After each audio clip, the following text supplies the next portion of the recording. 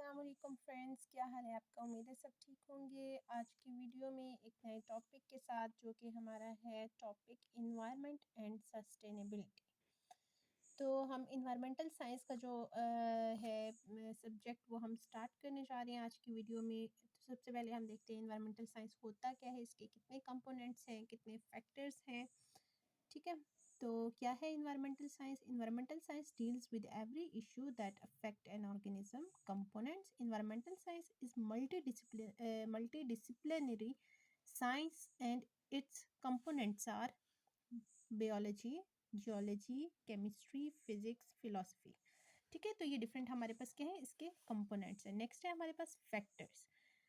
अब कौन कौन से ऐसे फैक्टर्स हैं जो कि इन्वॉल्व हैं इन्वायरमेंटल साइंस में, तो वो हमारे पास हैं temperature, food, pollutants, population, sound and light.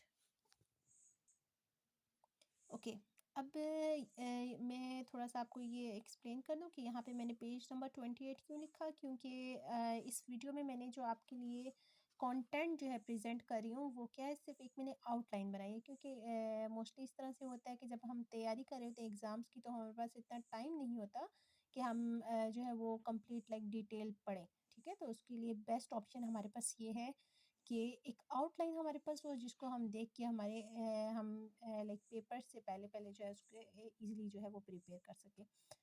तो इस वजह से यहाँ पे मैंने पेज नंबर मेंशन कर दिया कि जिस बुक से लाइक मैंने हेल्प ले के ये आउटलाइन बनाई है, वहाँ का पेज नंबर ये मेंशन है कि अगर मुझे इसकी डिटेल चाहिए हो तो मैं वहाँ से जो है वो अपलोड कर सकती हूँ। इसमें लाइक उसको मैं रीड कर सकती हूँ। ठीक है, और अगर आप लोगों को भी इसकी डिटेल चाहिए तो आप काइंडली जो है मुझे कमेंट बॉक्स में बता सकते हैं, तो फिर मैं फर्दर आगे आने वाली वीडियोस में उनकी पिक्चर्स भी अपलोड कर दूँगी। ठीक है, तो हम देखते हैं कि कौन-कौन से अप्रोचेज़ हैं। अप्रोचेज़ में हमारे पास है, सबसे फर्स्ट पे जो है वो है developmental approach, and then preservation approach, and then conservation approach.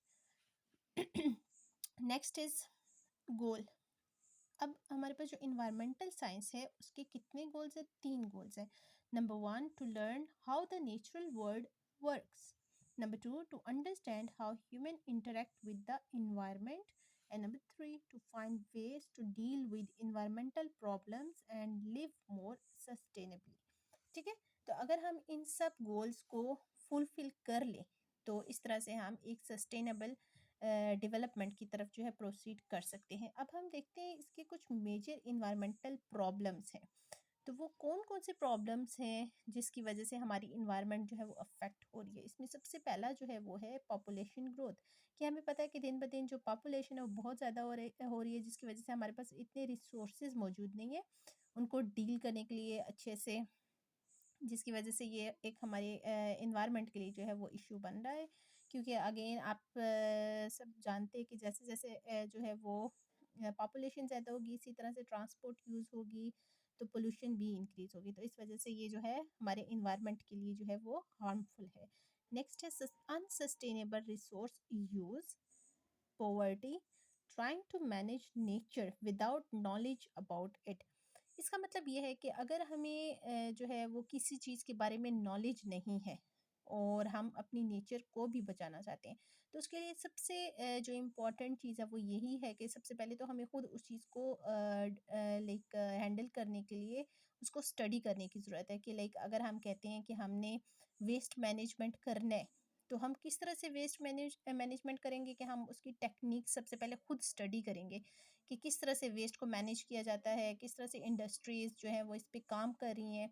तो इस तरह से जो है हम काफ़ी सारी जो है प्रोडक्ट्स हैं उनको यूज़ करके जो है वो वेस्ट को जो है वो यूटिलाइज़ कर सकते हैं।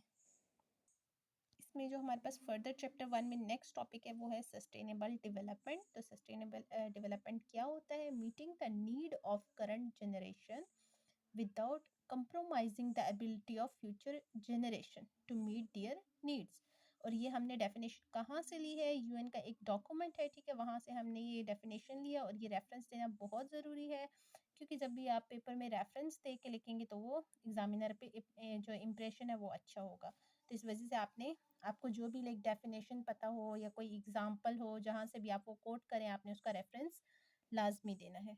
ठीक है, तो नेक्स्ट अब हम देखते हैं कि जो सस्टेनेबिलिटी है वो क्या होता है। सस्टेनेबिलिटी क्या है कि the ability to exist and develop without depleting nature resources for the future.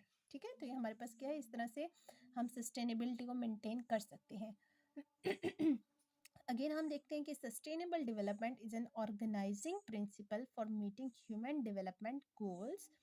अब कौन से ऐसे कंपोनेंट्स हैं जो कि सस्टेनेबिलिटी में हेल्प करते हैं। पहले हमने देखा था कि इन्वायरमेंटल साइंस के कितने कंपोनेंट्स हैं, अब हम ये देख रहे हैं कि सस्टेनेबिलिटी के कौन कौन से कंपोनेंट्स हैं। इसमें जो फर्स्ट पे आता है वो है human sustainability, number 2 social sustainability, number 3 economic sustainability, number 4 environmental sustainability.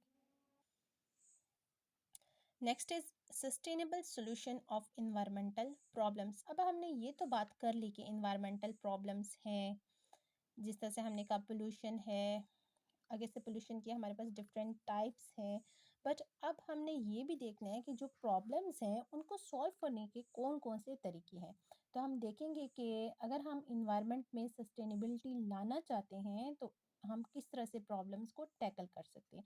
तो उसमें जो फर्स्ट प्रॉब्लम है वो हमारे पास क्या है, pollution.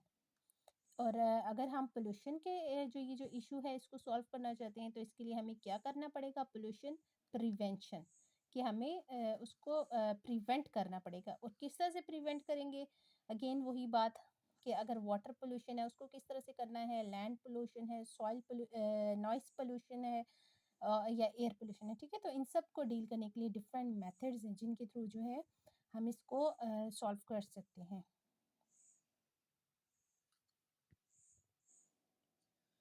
Okay, next is waste disposal. इसको हम किस तरह से करेंगे, वेस्ट प्रिवेंशन के थ्रू। ठीक है, next is number 3 protecting species.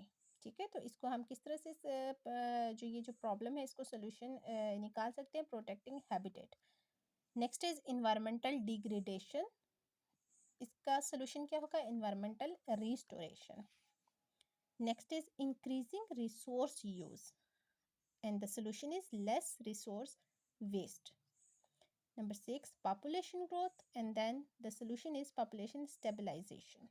And then number 7 depleting and degrading natural capital, और इस प्रॉब्लम का सोल्यूशन क्या होगा, प्रोटेक्टिंग नेचुरल कैपिटल। ठीक है, तो ये कुछ प्रॉब्लम्स थी जिनको जो है यहाँ पे हाईलाइट किया गया था। तो इनके जो है वो सोल्यूशन भी बताए गए हैं। तो अगर हम इन सब सॉल्यूशंस को फॉलो करें तो इस तरह से हम अपनी जो इन्वायरमेंट है उसको सस्टेनेबल बना सकते हैं। तो उम्मीद है कि आपको आज की वीडियो अच्छी लगी होगी। ये हमारे पास इन्वायरमेंटल साइंस में चैप्टर 1 आज कंप्लीट हो गया है। और फर्दर अगर कोई भी जो है वो इश्यूज हों, कोई भी क्वेरीज हों, कोई क्वेश्चंस हों, तो आप जो है वो पूछ सकते हैं। तो आज की वीडियो के लिए बस इतना ही। चैनल को सब्सक्राइब करें, वीडियो को लाइक करें। थैंक यू, अल्लाह हाफ़िज़।